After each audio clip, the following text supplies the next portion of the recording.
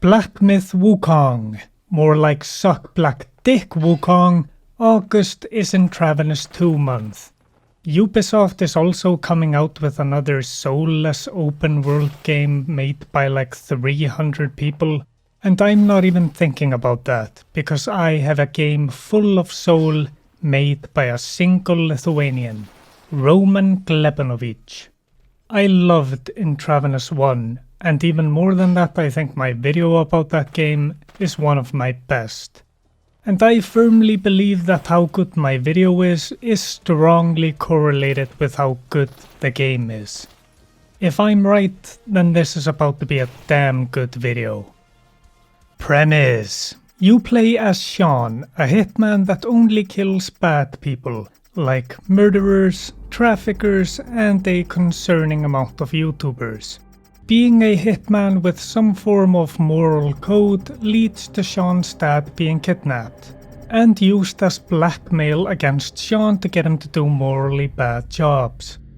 This leads him to meet Steve, the protagonist of the first game, and they team up, creating the dynamic duo, the SS. The two of them work together to save Sean's dad and kill the scumbags responsible for the situation, and any other crackheads or whatever they happen to hear about. Gameplay: two guys up against an organization comprised of hundreds of people, mercenary groups, criminal gangs, and various security details. An impossible task, but the SS has two things that let them succeed: the ability to save and load the game and superior stealth tactics. Actually, that's wrong. It's night vision goggles. Lighting and audio are the most important factors for stealth, where the difference between being seen or not depends on whether the lights are on. That's why 60% of my ammo goes into lights. I may leave thousands of orphans and widows in my wake, but by God does the light bulb industry love me. Sales have never been so high. This strategy can be ruined by a security guard having the high-tech invention, a flashlight. My favorite part about the lights being off is if you're detected and all the lights are off where you were last seen, the goons will shoot blindly into the darkness. A lot of the time they will accidentally shoot each other when they do that. Goons will also trip and fall in the darkness. I hate this. It's too endearing. I feel really bad about killing a clumsy oaf. Love the AI, more on that later. They also fall like that sometimes when you shoot them. Then you have to activate the targeting mode and shoot them on the ground. Cool little skill thing that also makes me feel like Jonathan Wick. You can also hide behind bushes or low walls by going prone. The lighting is one of the most obvious improvements from Intravenous 1.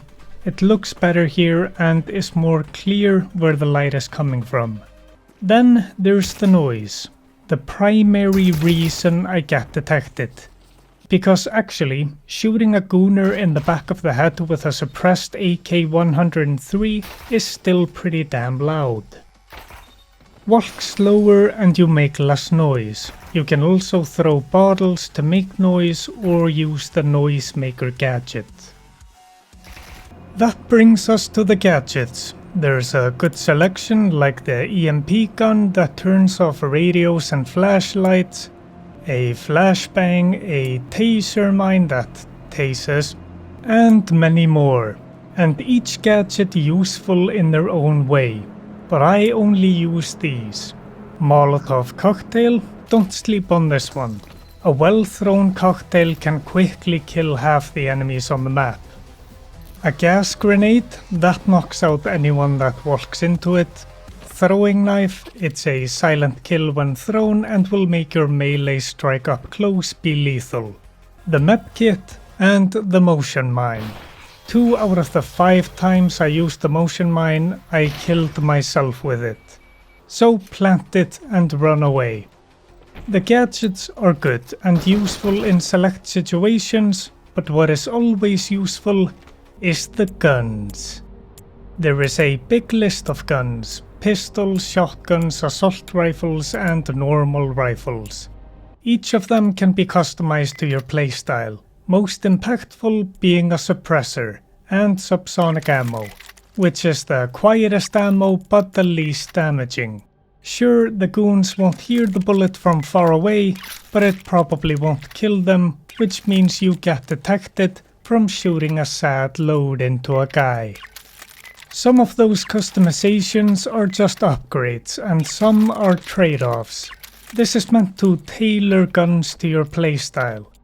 Some of the guns and customization options need to be unlocked by finding them in levels, and you get money to buy guns and attachments from the levels.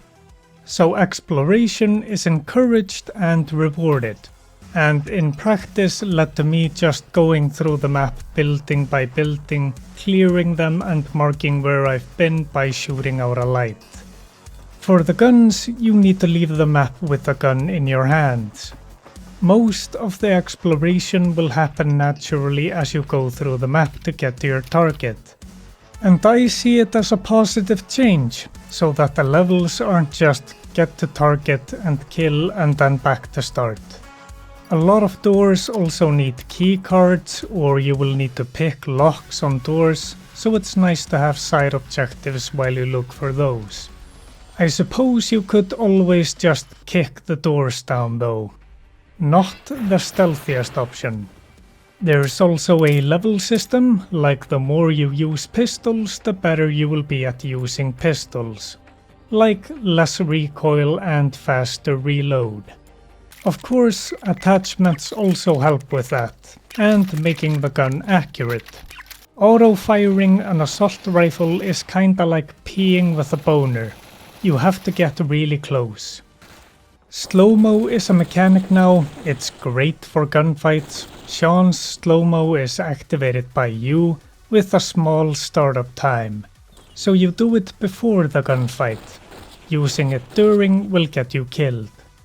But Steve's slow-mo is automatically activated and I don't like that. It activates when you're outnumbered and it seems to be based on how close enemies are. And it rarely activated when I needed it. And it's something that happens to me, so it kinda throws me out of my groove.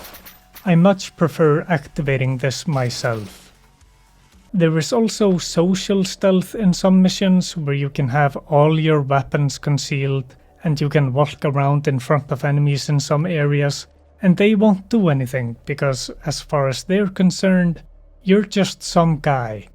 But if you go into a restricted area and are seen there, that quickly changes. Roman intends for this game to be a hardcore stealth game. He's wrong, it's actually one of the best top-down shooters out there because of the AI.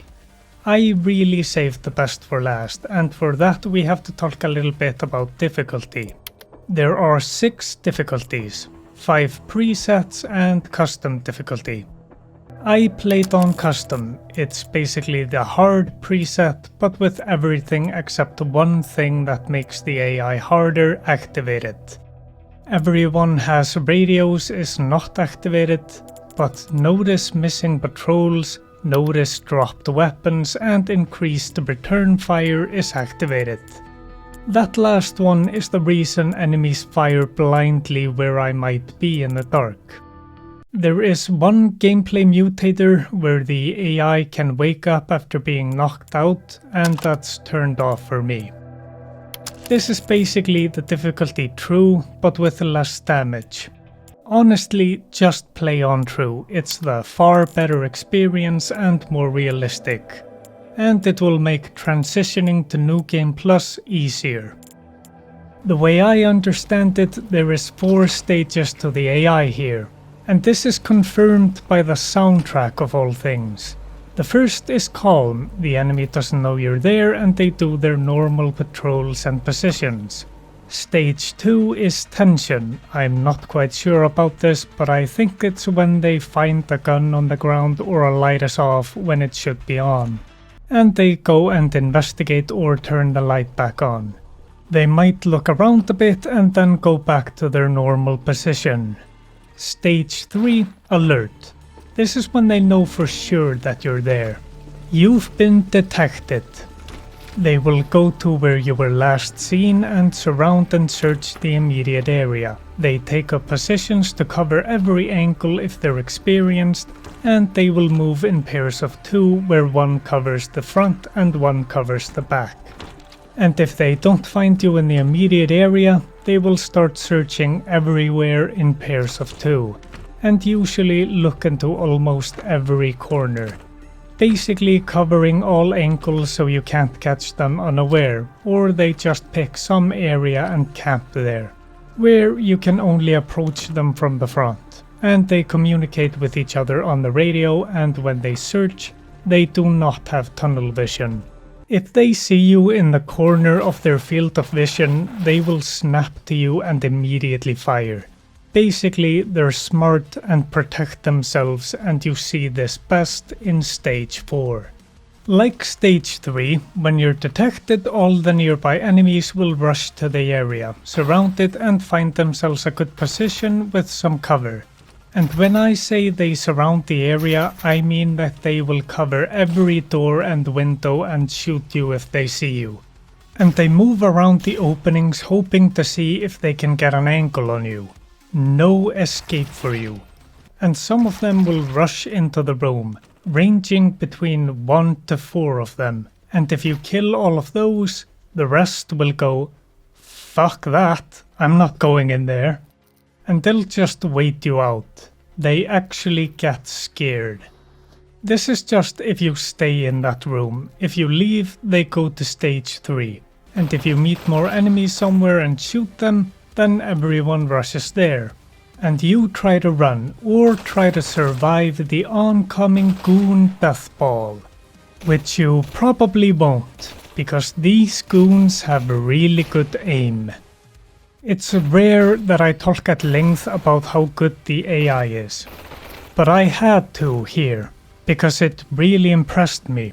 While playing, I was constantly thinking, damn, that's kinda smart. They actually follow some protocols that protect themselves.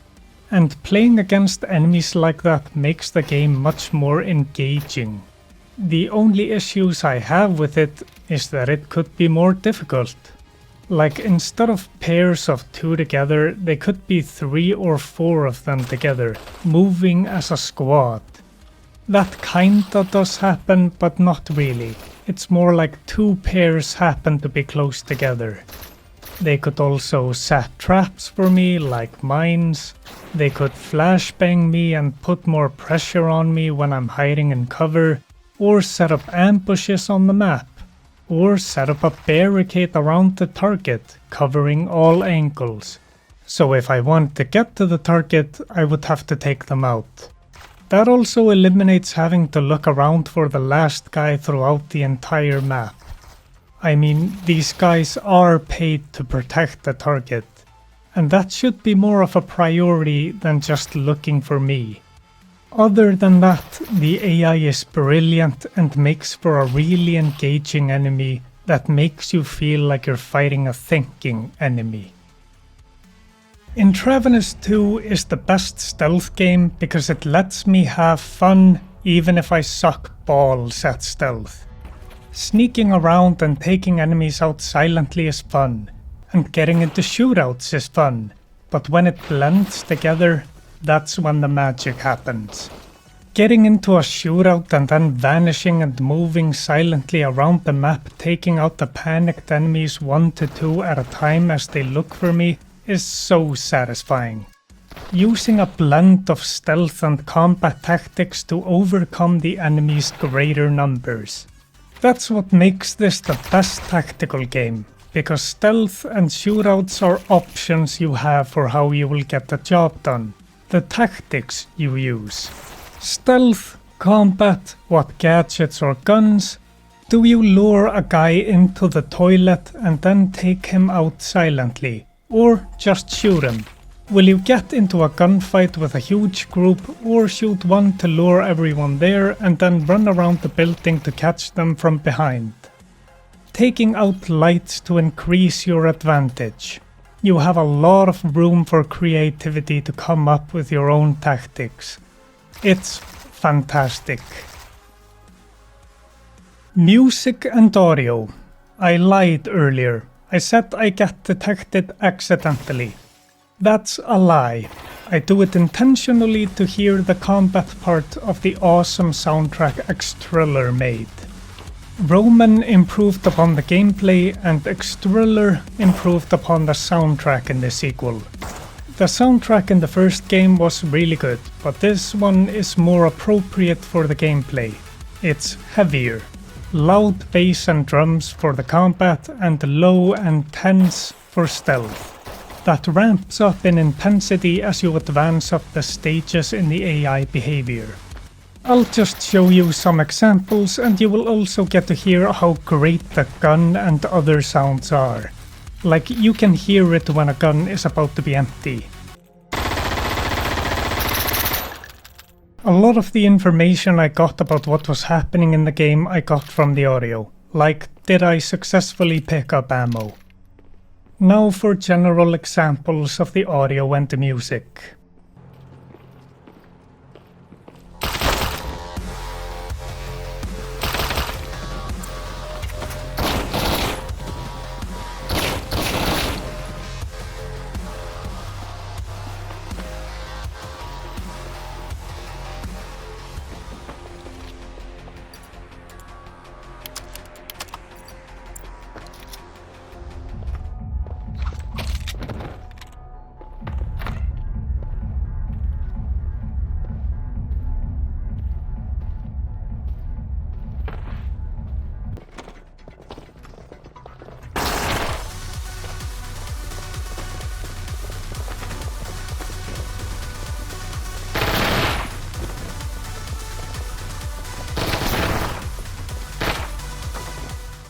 It's great work, and one of the few games where I really want to put both earbuds in and just completely immerse myself.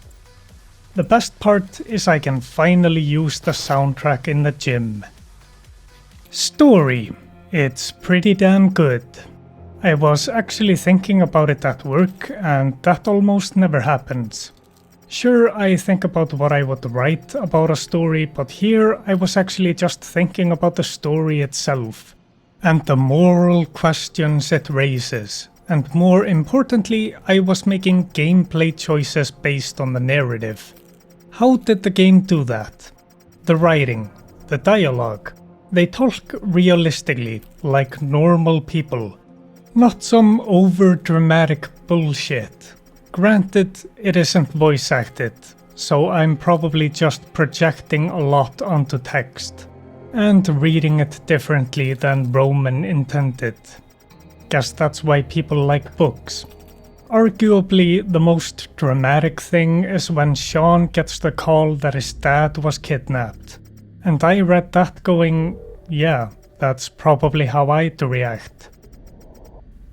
Well, Sean went out to hold the kidnapper at gunpoint within the hour, but you get the point. Felt genuine, like normal people talk.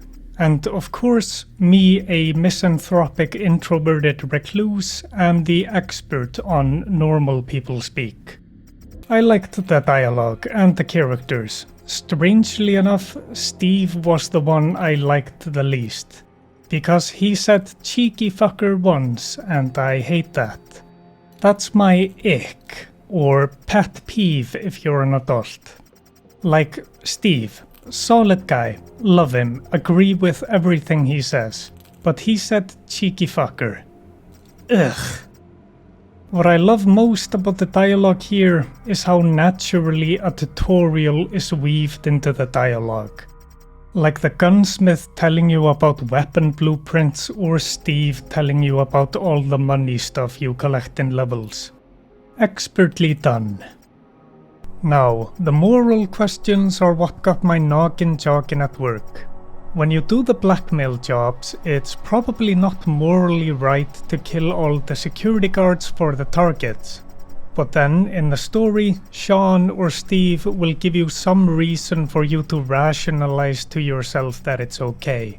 Like Sean says one time, if these security guards are the types at Empathetic's place, then they're scumbags. But that "if" at the start of the sentence is pretty shaky grounds to justify killing them over.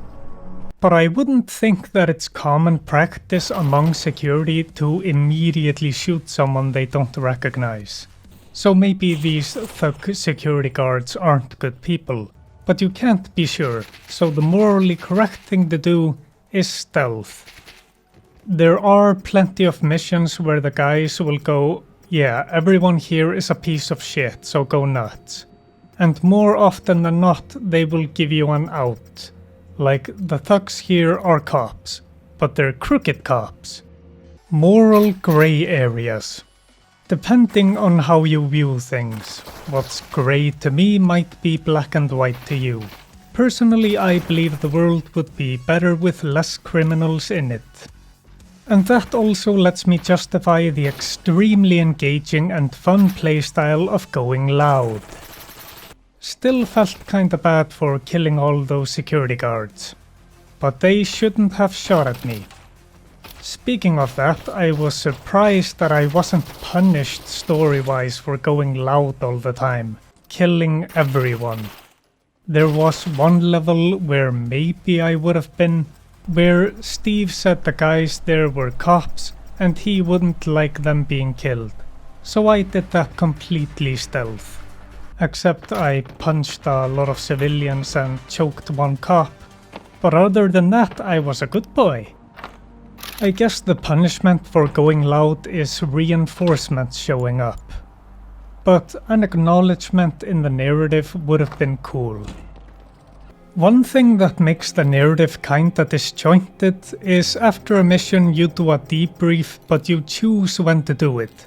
But the debrief is like the most natural progression. But sometimes you get a call about some gang that needs taking care of from someone you met in a previous mission. And you ask Steve to take care of it, because Sean is a little sleepy. So Sean goes to him and says, "Hey, I heard from the guy in the last mission that there's a gang. Can you take care of it?" And Steve says, "Sure." And then he comes back and you do the debrief and Steve goes, "So what did the guy in the last mission say?" Feels like he should have told him what he learned in the last mission first before side missioning. The problem here is that the debrief is also the briefing for the next mission. And this disconnect can be solved by splitting that into a debrief and a briefing. It's weird getting some information that's like, this needs to happen fast. But then go, "Hey Steve, kill a random gang." The other issue I had with the story is I killed one of the villains like he was just another thug. He came to investigate a light and I shot him. And the game went, "Target dead, you can leave now." And I was just, oh, was that him? That's kinda lame. The visual presentation is probably the most lacking, with a static image of the character that's talking next to the text with the in-game models in front of you. But the in-game models move around and in sync with the text, like right in the beginning a guy was moving his hands as the text was coming on the screen. Like he was actually saying them. And that also helped me project onto the text. Some body language, like how frantically he moved.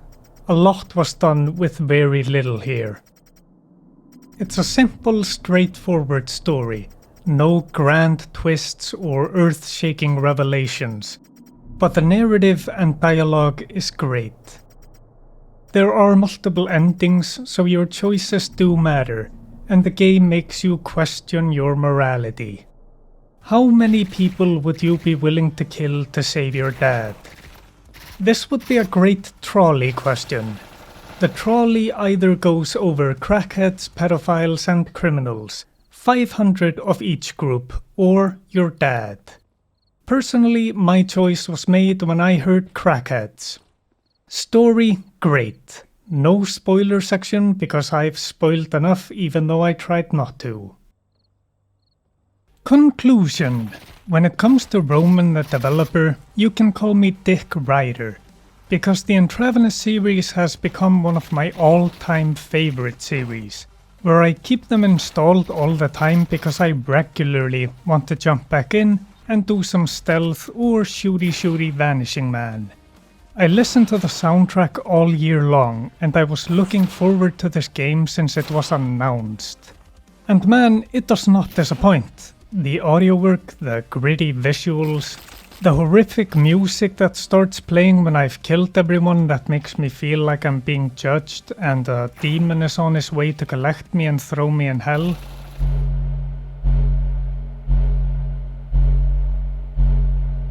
No, really. Love that. All the options I have, the tactics I use to take down the enemies. Stealth works best when it's one of your options. I hate it when I'm forced to stealth, but when I can stealth or do something else, then I wanna do some stealth. But like I said earlier, it's the blend of both strategies that I love so much here. Being detected but still able to do some stealth despite that. Getting in a firefight, repositioning and shooting again, and then vanishing, picking them off. It's so satisfying and fun. It's an easy recommend and it's well worth the price. I only have one request besides my suggestions for AI improvements. Let me shoot when I'm prone. I don't know why that's not allowed.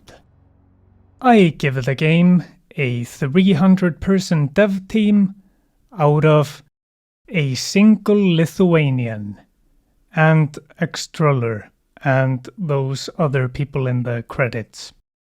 Nice job, guys. Hope you enjoyed the video and buy the game. If the game sells well, then Roman is gonna make Intravenous 3.